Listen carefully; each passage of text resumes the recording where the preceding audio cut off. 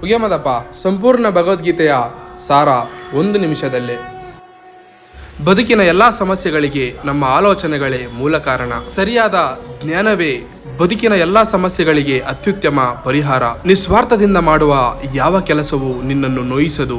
ನಿನ್ನ ಬದುಕಿನಲ್ಲಿ ನಡೆಯುವುದೆಲ್ಲವೂ ನಿನ್ನ ಕರ್ಮದ ಫಲವೇ ಆಗಿದೆ. ನಾನು ಮಾತ್ರವೇ ಎನ್ನುವ ಅಹಂಕಾರವನ್ನು ಬಿಟ್ಟಾಗ ಮಾತ್ರವೇ ಪ್ರಪಂಚ ನೀಡುವ ಖುಷಿ ನಿನಗೆ ಸಿಗುತ್ತದೆ. ಪ್ರತಿದಿನವೂ ನಿನ್ನನ್ನು ನೀನು ಸುಧಾರಿಸಿಕೊಳ್ಳಲು ಪ್ರಯತ್ನಿಸು. ಬದುಕಿನ ಸಮಸ್ಯೆಗಳಿಂದ ಸಿಗುವ ಅನುಭವದೊಂದಿಗೆ ಬದುಕು ನಡೆಸು.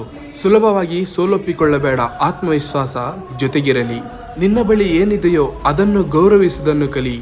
ಬದುಕಿನ ಹೆಚ್ಚು ಕ್ಷಣಗಳನ್ನು ನನಗಾಗಿ ಮೀಸಲಿರಿಸು.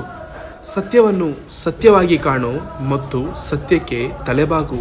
ಉನ್ನತ ಆಲೋಚನೆಗಳಿಗೆ ಮನಸ್ಸನ್ನು ಮೀಸಲಿರಿಸು.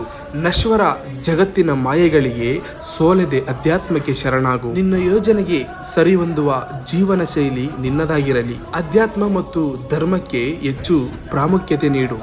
ಒಳ್ಳೆಯದರ ಪ್ರತಿಫಲ ಒಳ್ಳೆಯದೇ ಆಗಿರುತ್ತದೆ ಎಂಬುದನ್ನು ನೆನಪಿಡು. ಖುಷಿಯನ್ನು ಕಾಪಾಡಿಕೊಳ್ಳುವುದು ನಿನ್ನ ಅತಿದೊಡ್ಡ ಸಾಧನೆ ಮತ್ತು ಶಕ್ತಿಯಾಗಿರುತ್ತದೆ. ನೆನಪಿಡು. ಹರೇ ಕೃಷ್ಣ, ಹರೇ ಕೃಷ್ಣ, ಹರೇ ಕೃಷ್ಣ.